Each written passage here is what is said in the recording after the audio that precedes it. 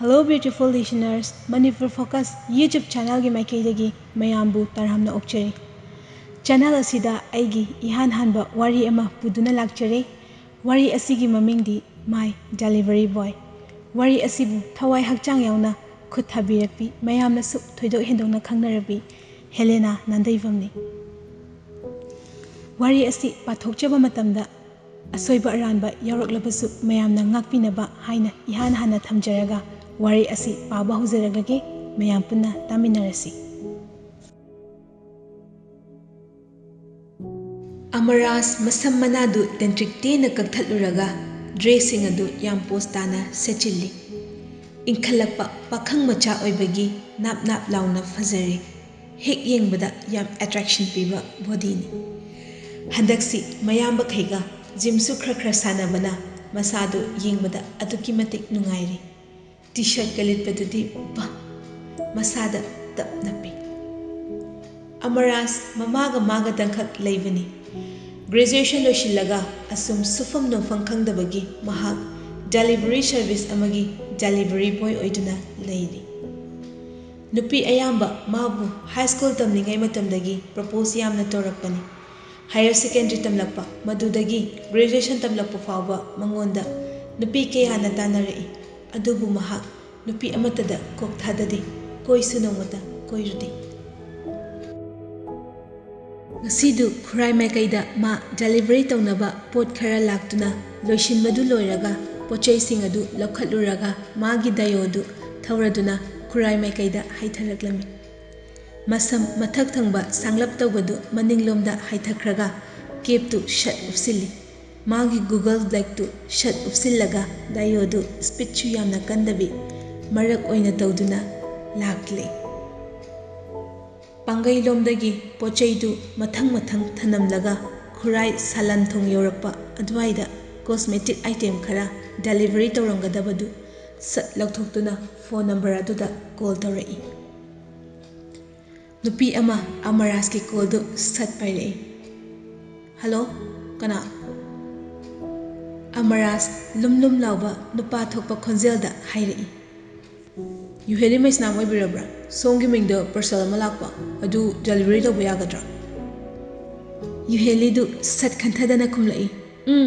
Yum the till all. Amarasna. Hoyani, ado high fed main road for Bundan Topira adi yam no agony. I say a hand boy in a delivery lapanina yumdo kanglaro. You Helena seng launa. Kaino, the Hankila amba delivery service to Makaido, I give Suma Mongol Pava, character tiller, Bangakani, Kokchong o. Kaino, Yamtalikoi, Wagayam, never say. You Heligi, Kumdo Ragliba, Kondada, Amaras, Matanta Soli. Kaino Kondaside, Jajak Kimiju, Yam Nebizan. Amaras, Machina, why fed Haki Baduda? You Helena. Kaino, Nachindo, Umsai Saraga, Ngangi the Bo. Nang say service laga sakyang kakpagi wa jam nangang nido kaina nang rating do was rating bureau. Amaras ngakna madam say yam sauraba male ai tapna changjarag yarani atay miyoy singda dum hanglaga changjarag You heli kaklap tawna ho adune aina lariba pochai singda cosmetic item singda lupa 10 piba natiye 5k heliba product ne adusu cash on delivery ga nate prepaid ne prepaid Kari to ina ngangsa saino thamme ai thabayam sile wadu hairaga you heli phone du sathamkre Amaras tu mathanta khalli ngasi ni misidi onthokpa mi ngakte hek thengnaida masana chenjaba potubu seranana pore ikhara haibi case pirakpada achoiba kaiba koi chenna ba khara adusu lupa kun khak hangadabduda Natene, Dori Batabokse, Mayamgi, Seban Habase, Kitan Kanbiba Faidana. Kitasu Pentolaga, Lupatara Kundudi, Pitora Paydana. By Siam Sope, Wabudinate. Kaida Dubaiba. A queen Adam Handoler. Masigi Mataxida, Poche Kaira Mega, Toira Mega, Delivery Lakwamida, Pangtai the Tainaba. Matomaram de Kangdana. Nushina Hibirakpana like Tangama, Tina Angbirakpana Sangpaya Mado, hectare. Wah! As Aida itanta mondong sana laying a poche people thinking of me. Wadu khaladuna Amarastu satlauna Yuheli thaba parcel du pairaga Yuheli ki yungi manakta famliba dukana duda changsinduna hanglai. Mahima ine di kadai khanglani ge noige dugumba mingdude ho ine khangle maisnamgi biramani gi machanupi makudo oiramani akhoidi Yuheli kawega khangdine bungo piklingai dagine mamit mana lawena makuna dum lekai sida kongnabani Amaras dukan fambi ahal dugi waduda nokfet tawi asumna ahal aduna yum adu talaktuna Amaras parap Yuheli hoigi yumgi sumangduda leptuna kawrai ho yumsibu mi leibro pot amta thamjaramge Yuheli du phamungda hiplubagi masam mana ifa fagai thorai Amaras mavu ubada mathanta mapukningda noktuna khali asimi se soy oiramni Yuheli maku haisin nungdang chatabi ayuk nungdin ya hippi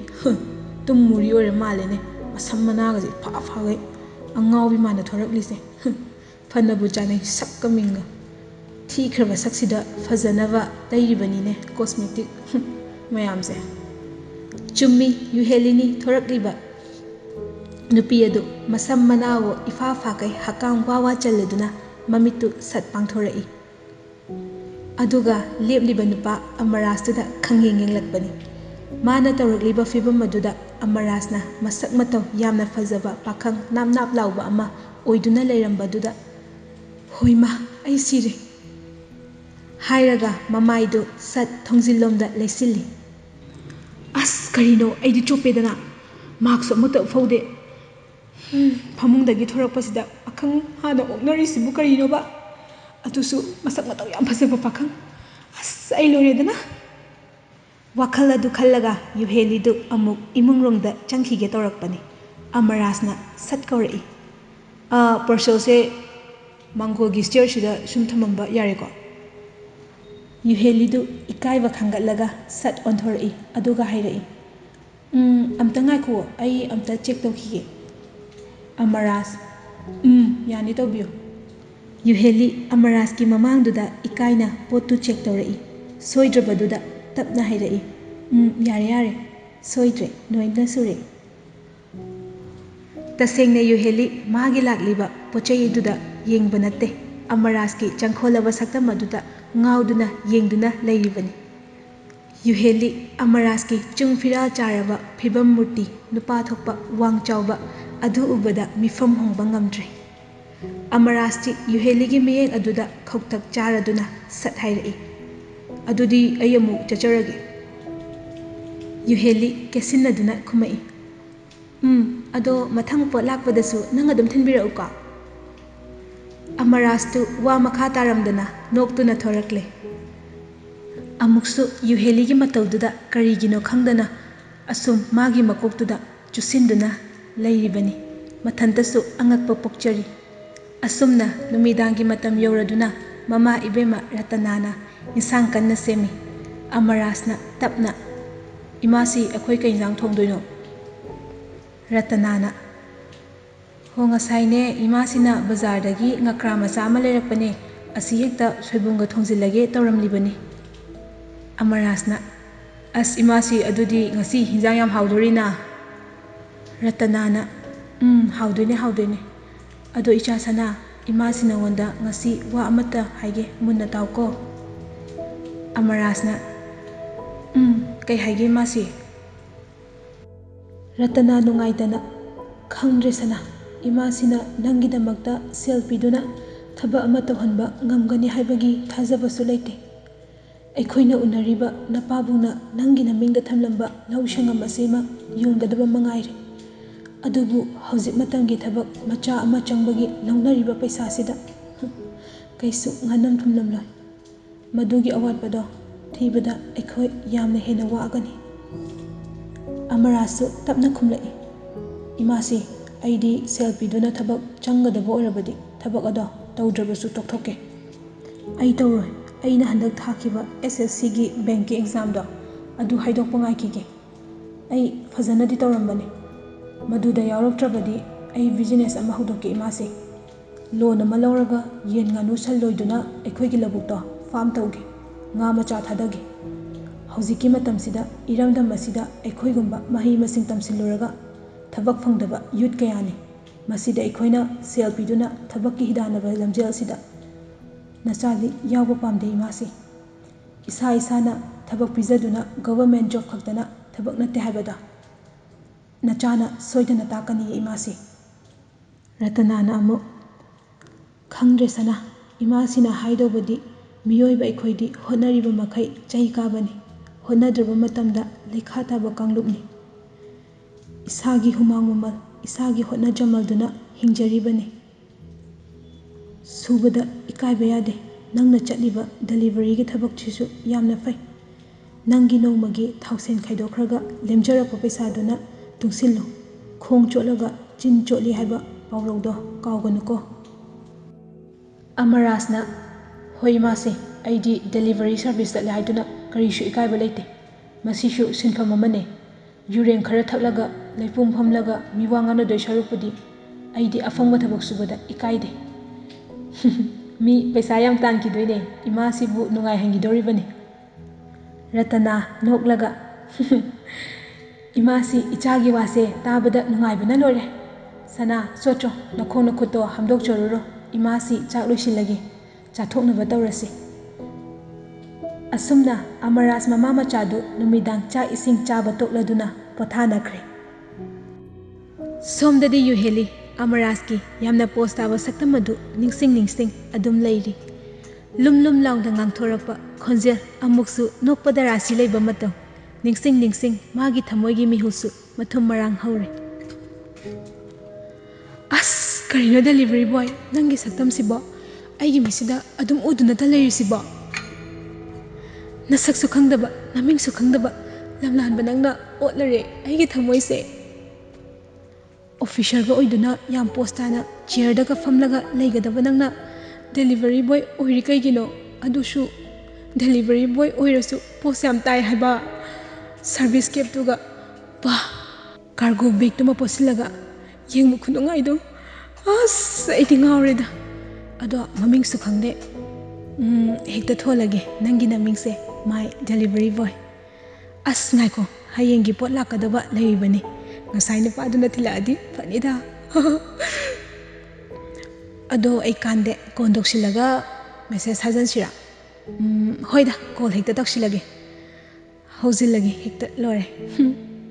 ꯅꯨꯄꯤꯅꯕꯨ ꯅꯨꯄꯥ ꯑꯄꯥꯝꯕ ꯂꯦꯝꯅ ꯊꯥꯏ ꯍꯥꯏꯕ꯭ꯔꯥꯅꯦ ꯅꯩꯒꯦ ꯈꯪꯉꯦ ꯋꯥ ꯑꯗꯨ ꯈꯜꯂꯗꯨꯅ ꯌꯨꯍꯦꯂꯤ ꯃꯥꯒꯤ phone ꯑꯗꯨꯗ ꯑꯃꯔꯥꯖꯀꯤ ꯉꯁꯥꯏ ꯇꯧꯔꯛꯂꯝꯕ ꯅꯝꯕꯔ ꯑꯗꯨꯗ ꯀꯣꯜ ꯁꯠ ꯇꯧꯁꯤꯜꯂꯤ ꯑꯃꯔꯥꯖꯇꯨ ꯁꯣꯝꯗ ꯒꯦꯝ ꯀꯟꯅ ꯁꯥꯟꯅꯗꯨꯅ ꯂꯩꯕꯅ ꯐꯣꯟ パイバ ꯌꯥꯗ꯭ꯔꯗꯨꯅ ꯐꯣꯟꯗꯨ ꯐꯠ ꯂꯥꯎꯅ ꯀꯛꯊꯠꯂꯤ ꯑꯃꯨꯛꯁꯨ ꯌꯨꯍꯦꯂꯤꯗꯨ ꯃꯄꯨꯛꯅꯤꯡ ꯈꯣꯏꯔꯥꯡ ꯈꯣꯏꯁꯥꯎꯅꯅ ꯐꯣꯟꯗꯨ ꯑꯃꯨꯛ ꯇꯧꯁꯤꯜꯂꯛꯏ ꯍꯟꯗꯛꯇꯤ ꯑꯃꯔꯥꯖ ꯁꯥꯎꯔꯪ ꯌꯨꯔꯪꯅꯅ ꯀꯣꯜꯗꯨ ꯁꯠ ꯄꯥꯏꯈꯠꯂꯛꯏ ꯀꯩꯗꯧꯕꯤꯔꯒꯦ ꯁꯣꯝꯅ ꯀꯣꯜ ꯇꯧꯔꯛꯏꯁꯤꯕꯣ ꯌꯨꯍꯦꯂꯤ ꯇꯞꯅ ꯀꯩꯅꯣ ꯌꯥꯝ ꯁꯥꯎꯕ ꯃꯥꯜꯂꯦ ꯁꯨꯝ ꯈꯪꯅꯅꯤꯡꯕꯩ ꯋꯥꯔꯤ ꯁꯥꯟꯅꯅꯤꯡꯕꯩ ꯇꯧꯔꯛꯄꯅꯦ ꯌꯥꯗ꯭ꯔꯕꯣ ꯑꯃꯔꯥꯖ ꯑꯗꯨꯝ ꯈꯨꯝꯃꯤ ꯌꯥꯗꯦ ꯌꯨꯍꯦꯂꯤ ꯉꯛꯅ ꯀꯔꯤꯒꯤ ꯑꯃꯔꯥꯖꯅ ꯀꯔꯤ ꯋꯥꯔꯤ ꯁꯥꯟꯅꯗꯣꯏꯅꯣ ꯑꯩ ꯊꯕꯛ ꯌꯥꯝ ꯆꯤꯜꯂꯤ ꯌꯥꯔꯦ ꯊꯝꯃꯣ ꯌꯨꯍꯦꯂꯤ ꯇꯞꯂꯞꯅ ꯉꯥꯏꯈꯣꯕ ꯑꯩ ꯋꯥ ꯑꯝꯇ ꯍꯥꯏꯖꯒꯦꯕ ꯑꯃꯔꯥꯖꯅ ꯀꯩꯅꯣ ꯁꯠ ꯁꯠ ꯍꯥꯏꯔꯛꯑꯣ ꯌꯨꯍꯦꯂꯤꯅ ꯗꯗꯥꯒꯤ ꯃꯤꯡꯁꯦ ꯀꯩ ꯀꯧꯒꯦ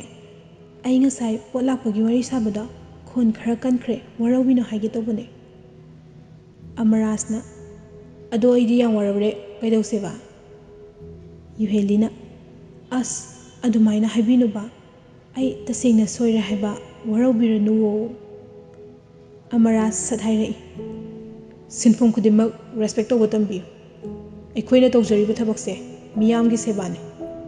ꯗꯦꯂꯤꯚꯔꯤ ꯇꯧꯔꯤꯕ ꯑꯩꯈꯣꯏꯁꯨ ꯃꯤꯅꯦ ꯍꯥꯏꯕꯁꯦ ꯈꯔ ꯅꯤꯡꯁꯤꯡꯕꯤꯌꯨ ꯌꯨꯍꯦꯂꯤꯅ ꯑꯁ ꯗꯗꯥꯁꯦ ꯌꯥꯝ ꯁꯥꯎꯒꯜꯂꯦ ꯑꯃꯔꯥꯖꯅ ꯑꯁ ꯍꯩꯅꯗꯦꯍꯦ ꯗꯗꯥꯒ ꯀꯧꯒꯅꯨ ꯃꯤꯡ ꯑꯗꯨꯝ ꯀꯧꯔꯛꯑꯣ ꯌꯨꯍꯦꯂꯤꯅ ꯀꯔꯤ ꯃꯤꯡ ꯀꯧꯒꯦ ꯗꯗꯥꯒꯤ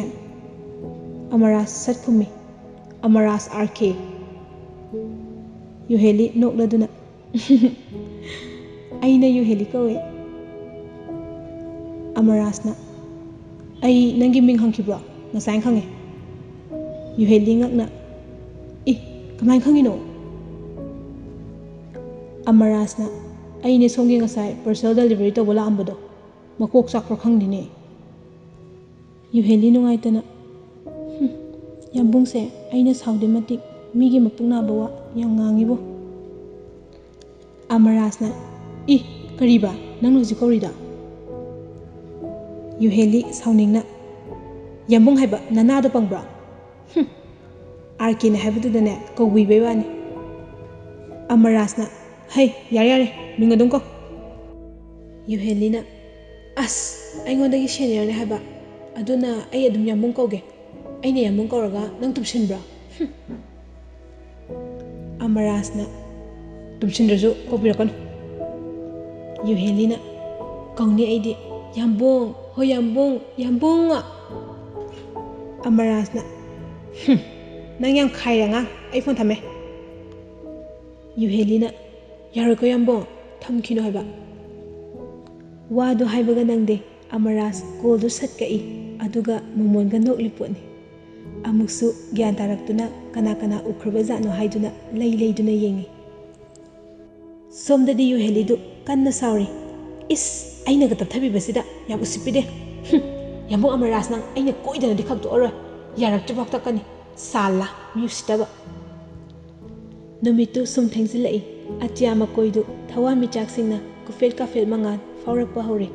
Yuheli chakhumlomdagi mama santiga laulauduna magi karomda lai Yuheli sauna pot amani khak chenjabase wa oina ekta ngange mi machana pise leisabi farabane haibase khangbide haiba Santina hai khangdaba natene hemal laibane maduda thadariba paisaduna sana sawo nangi luhongbuda punaba Yuhelina ho kanagi luhongbano aikhoidine pen khele sagi dauri wado haraga Yuheli magi kada changakpani asum tinara abadi londinare haibaduni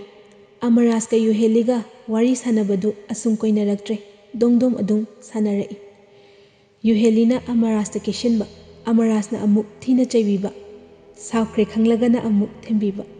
yam naksinnarakle asum phagi oina Yuhelina Amaras nupi koibagi wa hudui Amarasna thawoi wayobide nupi ge wado hudor konomi Yuheli nangba ai bit yam leiteba aine thabak kamta tawkhige hayengwai aigi nakta lakadorbo nupido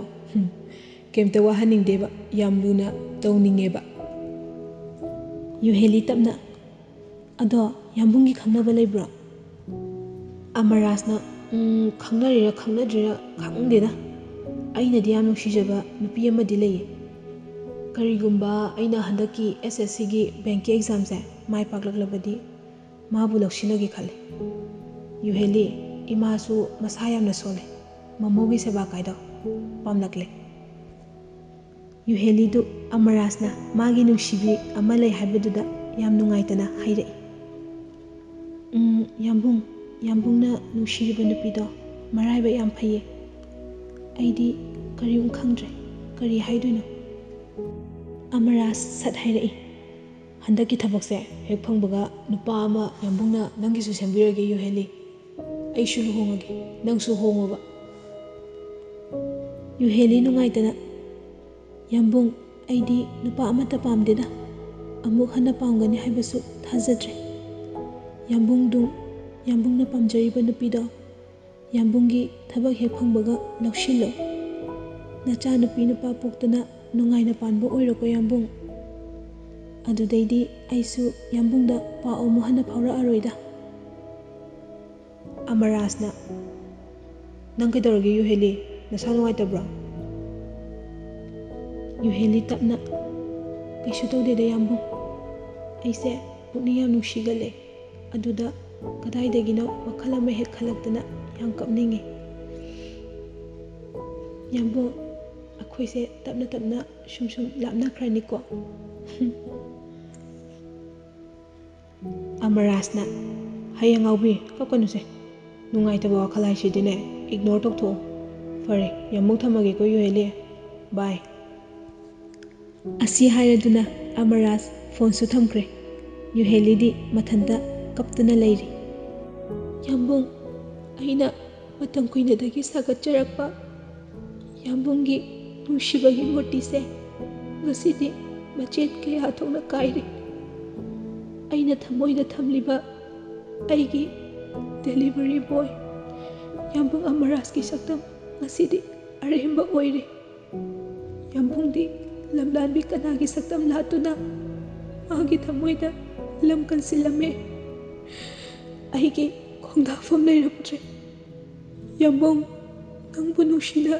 ꯑꯩꯒꯤ ꯐꯣꯟꯁꯤꯗ save ꯇꯧꯖꯕ ꯃꯥꯏ delivery ꯕꯣꯏ ꯉꯁꯤꯗꯒꯤ ꯀꯛꯆꯔꯒꯦꯀꯣ꯫ ꯌꯥꯝꯕꯨꯡꯕꯨ ꯉꯁꯤꯗꯒꯤ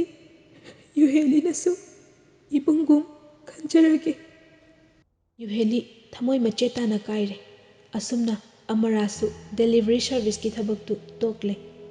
ꯃꯥꯅ ꯃꯇꯝ ꯀꯨꯏꯅꯗꯒꯤ ꯃꯪꯂꯥꯟ ꯑꯣꯏꯖꯔꯛꯄ job ꯑꯃ ꯐꯪꯕ ꯍꯥꯏꯕꯗꯨ ꯉꯁꯤꯗꯤ ꯐꯪꯂꯦ꯫ ꯁ꯭ꯇꯥꯐ ꯁꯦꯂꯦꯛꯁꯟꯅ ꯂꯧꯕ ꯕꯦꯡꯛꯀꯤ ꯑꯦꯛꯖꯥꯝ ꯑꯗꯨ ꯃꯥꯏ ꯄꯥꯛꯂꯦ꯫ ꯑꯃꯔꯥꯖꯀꯤ ꯍꯔꯥꯎꯕꯒꯤ ꯐꯣꯡꯗꯣꯛꯅꯤꯡꯉꯥꯏ ꯋꯥꯍꯩ ꯂꯩꯇ꯭ꯔꯦ꯫ ꯉꯁꯤꯗꯤ ꯑꯃꯔꯥꯖꯇꯨ ꯌꯥꯝ ꯁ꯭ꯃꯥꯔꯠ ꯑꯣꯏꯅ ꯑꯥꯏꯔꯟ ꯃꯃꯤ ꯀꯣꯛꯇ꯭ꯔꯤꯕ ꯐꯣꯔꯃꯦꯜ ꯗ꯭ꯔꯦꯁ ꯑꯗꯨ ꯁꯦꯠꯆꯤꯜꯂꯤ꯫ ꯃꯈꯨꯠꯇ ꯔꯣꯁ ꯆꯕꯨꯟ ꯑꯃ ꯄꯥꯏꯗꯨꯅ ꯃꯥꯒꯤ ꯊꯃꯣꯏꯒꯤ ꯃꯤꯍꯨꯟꯒ ꯂꯣꯏꯅꯅ ꯅꯣꯛꯐꯦꯠ ꯇꯧꯗꯨꯅ ꯊꯃꯣꯏꯅ ꯄꯨꯔꯛꯂꯤꯕ ꯃꯥꯏꯀꯩ ꯑꯗꯣꯝꯗ ꯂꯥꯛꯂꯦ꯫ ꯉꯁꯤꯒꯤ ꯅꯨꯃꯤꯠꯁꯤꯅꯦ ꯑꯩꯅ ꯈꯧꯔꯥꯡꯅ ꯉꯥꯏꯔꯛꯂꯤꯕ, ꯑꯩꯅ ꯃꯇꯝ ꯀꯨꯏꯅꯗꯒꯤ ꯂꯣꯠꯇꯨꯅ ꯊꯝꯖꯔꯛꯄ ꯅꯨꯡꯁꯤꯕꯁꯦ ꯉꯁꯤꯗꯤ ꯅꯐꯝꯗ ꯍꯥꯏꯔꯒꯦ꯫ ꯅꯪꯗꯤ ꯑꯩꯒꯤ ꯏꯪꯒꯤꯠ ꯑꯃꯠꯇꯁꯨ ꯈꯪꯕꯤꯈꯤꯗ꯭ꯔꯦ꯫ ꯁꯥꯎꯔꯒ ꯂꯩꯔꯝꯗꯣꯏꯅꯦꯕꯁꯦ꯫ ꯌꯨꯍꯦꯂꯤ, ꯌꯥꯝꯕꯨꯡ ꯂꯥꯛꯑꯦ꯫ ꯅꯪꯕꯨ ꯂꯧꯕ ꯌꯥꯝꯕꯨꯡ ꯂꯥꯛꯂꯕꯅꯤ ꯉꯁꯤꯗꯤ꯫ ꯑꯩꯅ ꯃꯇꯝ ꯑꯃꯗ ꯑꯩꯒꯤ ꯊꯃꯣꯏꯗ ꯂꯥꯠꯇꯨꯅ ꯊꯝꯂꯤꯕ ꯅꯨꯄꯤꯗꯣ ꯑꯇꯩ ꯀꯅꯥꯁꯨ ꯅꯠꯇꯤꯌꯦ, ꯅꯪꯅꯦ ꯌꯨꯍꯦꯂꯤ꯫ ꯌꯥꯝꯕꯨꯡꯅ ꯅꯪꯕꯨ ꯑꯍꯥꯟꯕ ꯎꯕ ꯃꯤꯀꯨꯞꯇꯒꯤ ꯑꯩꯒꯤ ꯊꯃꯣꯏꯁꯤꯗ ꯂꯥꯠꯇꯨꯅ ꯊꯝꯂꯕꯅꯦ, ꯀꯅꯥꯁꯨ ꯈꯪꯗ꯫ ꯑꯩꯅ ꯃꯇꯤꯛ ꯆꯥꯕ ꯃꯤ ꯑꯃ ꯑꯣꯏꯔꯕ ꯃꯇꯝꯗ ꯅꯪꯒꯤ ꯅꯐꯝꯗ ꯑꯩꯒꯤ ꯅꯨꯡꯁꯤꯕꯁꯦ ꯐꯣꯡꯒꯦ ꯍꯥꯏꯅ ꯉꯥꯏꯕꯅꯦ꯫ ꯉꯁꯤꯗꯤ ꯁꯣꯏꯗꯅ ꯐꯣꯡꯂꯒꯦ ꯌꯨꯍꯦꯂꯤ꯫ ꯌꯥꯝꯕꯨꯡ, ꯅꯪꯕꯨ ꯌꯥꯝ ꯅꯨꯡꯁꯤꯌꯦ ꯌꯨꯍꯦꯂꯤ꯫ ꯑꯁꯨꯝꯅ ꯍꯔꯥꯎ ꯍꯔꯥꯎ ꯑꯃꯔꯥꯖꯇꯨ ꯌꯨꯍꯦꯂꯤꯗ ꯄ꯭ꯔꯄꯣꯁ ꯇꯧꯔꯅꯤ ꯈꯟꯅ ꯍꯔꯥꯎꯅ ꯂꯥꯛꯂꯦ꯫ ꯉꯥꯏꯍꯥꯛꯀꯤ ꯃꯇꯨꯡꯗ ꯑꯃꯔꯥꯖꯇꯨ ꯌꯨꯍꯦꯂꯤꯒꯤ ꯊꯣꯡꯒꯥꯜꯗ ꯌꯧꯔꯛꯂꯦ꯫ ꯑꯗꯨꯕꯨ ꯌꯨꯍꯦꯂꯤꯒꯤ ꯌꯨꯝꯗꯨ ꯉꯁꯤꯗꯤ ꯌꯥꯝꯅ ꯀꯦꯔꯝꯃꯤ꯫ ꯂꯨꯍꯣꯡ ꯀꯩꯍꯣꯡꯕ ꯑꯃ ꯊꯣꯛꯄꯒꯤ ꯃꯇꯧ ꯃꯥꯜꯂꯤ꯫ ꯑꯃꯔꯥꯖ ꯃꯄꯨꯛꯇ ꯆꯤꯡꯅꯅ, ꯀꯅꯥꯏ ꯂꯨꯍꯣꯡꯕ ꯂꯩꯖꯥꯠꯅꯣ? ꯑꯣꯟꯊꯣꯛ ꯐꯖꯔꯦꯗ, ꯈꯜꯂꯤꯕ ꯐꯤꯖꯪꯁꯤꯅ ꯊꯣꯡꯒꯥꯜꯗꯒꯤ ꯁꯨꯃꯥꯡ ꯐꯥꯎꯕ ꯋꯥ ꯅꯩꯔꯦ ꯀꯩꯅꯣ꯫ ꯅꯨꯄꯤ ꯈꯔ ꯀꯦꯅ ꯆꯪꯕꯗꯨ ꯎꯔꯛꯏ꯫ ꯑꯃꯔꯥꯖ ꯎꯕꯗ ꯅꯣꯛꯁꯤꯜꯂꯛꯏ꯫ ꯑꯃꯔꯥꯖꯁꯨ ꯅꯣꯛꯇꯨꯅ ꯍꯪꯉꯛꯏ, ꯑꯗꯣ ꯌꯨꯍꯦꯂꯤ ꯍꯣꯏꯒꯤ ꯀꯅꯥ ꯂꯨꯍꯣꯡꯕ ꯌꯥꯎꯒꯦ ꯏꯆꯦ? ꯅꯨꯄꯤ ꯑꯃ ꯅꯣꯛꯇꯨꯅ ꯈꯨꯝꯂꯛꯏ, ꯍꯩꯃꯥ ꯏꯕꯨꯡꯉꯣ, ꯉꯁꯤꯁꯦ ꯌꯨꯍꯦꯂꯤꯒꯤ ꯍꯩꯖꯤꯡꯄꯣꯠꯅꯦ, ꯅꯪꯁꯨ ꯃꯥꯒꯤ ꯃꯃꯥꯟꯅꯕ꯭ꯔꯣ? ꯃꯇꯥꯡ ꯑꯁꯤꯗ ꯃꯥꯏ ꯗꯦꯂꯤꯚꯔꯤ ꯕꯣꯏ ꯍꯥꯏꯔꯤꯕ ꯋꯥꯔꯤ ꯃꯆꯥ ꯑꯁꯤ ꯂꯣꯏꯁꯤꯟꯖꯔꯤ꯫ ꯋꯥꯔꯤ ꯃꯆꯥ ꯑꯁꯤꯕꯨꯊꯋꯥꯏ ꯌꯥꯎꯅ ꯇꯥꯕꯤꯔꯛꯂꯤꯕ ꯂꯤꯁꯅꯔꯁꯤꯡꯒꯤ ꯃꯐꯝꯗ ꯃꯅꯤꯄꯨꯔ ꯐꯣꯀꯁꯀꯤ ꯃꯥꯏꯀꯩꯗꯒꯤ ꯍꯟꯅ ꯍꯟꯅ ꯊꯥꯒꯠꯄ ꯐꯣꯡꯗꯣꯛꯆꯔꯤ꯫ ꯑꯃꯗꯤ ꯅꯦꯔꯦꯇꯔ ꯑꯩꯍꯥꯛꯅ ꯄꯥꯊꯣꯛꯆꯈꯤꯕ ꯃꯇꯝꯗ ꯁꯣꯏꯈꯤꯕ ꯂꯥꯟꯈꯤꯕ ꯌꯥꯎꯔꯕꯁꯨ ꯃꯌꯥꯝꯅ ꯉꯥꯛꯄꯤꯅꯕ ꯍꯥꯏꯅ ꯍꯥꯏꯖꯔꯤ꯫ ꯃꯊꯪꯗꯁꯨ ꯂꯤꯁꯅꯔꯁꯤꯡꯒꯤꯗꯃꯛꯇ ꯅꯨꯡꯉꯥꯏ ꯅꯨꯡꯉꯥꯏꯔꯕ ꯋꯥꯔꯤ ꯀꯌꯥ ꯑꯃ ꯄꯨꯗꯨꯅ ꯂꯥꯛꯆꯒꯦ꯫ ꯃꯇꯝꯗꯨ ꯐꯥꯎꯕꯗꯗꯤ ꯃꯌꯥꯝ ꯋꯥꯔꯁꯨ ꯋꯥꯅ ꯉꯥꯏꯕꯤꯔꯝꯃꯨ꯫ So till then, stay tuned guys. Bye bye.